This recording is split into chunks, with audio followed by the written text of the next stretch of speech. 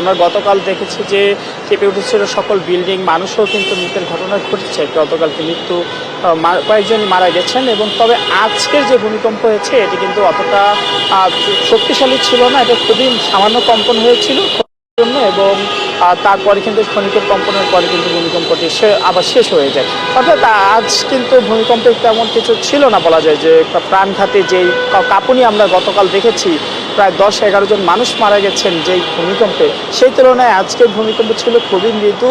এবং বলা যায় যে আমরা অপেক্ষায় ছিলাম, দেশের মানুষ অপেক্ষায় ছিল, যেহেতু পাল্টা আরেকটি ভূমিকম্পের কথা বলা হচ্ছিল। সবাই ভাবছিল যে হয়তো ওই ভূমিকম্পে আরও কি না হয়। তবে আমরা দেখলাম যে পাল্টা গতকালকের পর আজও কিন্তু গাজীপুরের বা সাভারের দিকে একটি ভূমিকম্প আমরা দেখেছি সকালে, এখন আবার আরেকটি দেখলাম। তবে দুটো ভূমিকম্পই ছিল মৃদু ভূমিকম্প, এবং এর মাত্রা হয়তো 3 বা এর আশেপাশে হতে পারে। তবে গতকালকে আমরা দেখেছি 5.5, কোথাও 5.7 এর মাত্রায় কিন্তু ভূমিকম্প হয়েছে, এবং সেই ভূমিকম্পে কিন্তু দেশের বিভিন্ন স্থানে সব মিলে কিন্তু প্রায় 10 জনের মতো মানুষও কিন্তু মারা গিয়েছেন।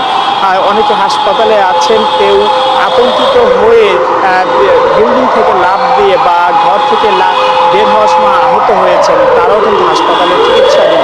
এবং যে বিশেষজ্ঞরা কিন্তু বারবারই আমরা দেখেছি যে আমাদের দেশে যেসব গবেষণাধর্মী প্রতিষ্ঠানগুলো রয়েছে প্রাকৃতিক দুর্যোগ নিয়ে, তারা কিন্তু বিভিন্ন সময়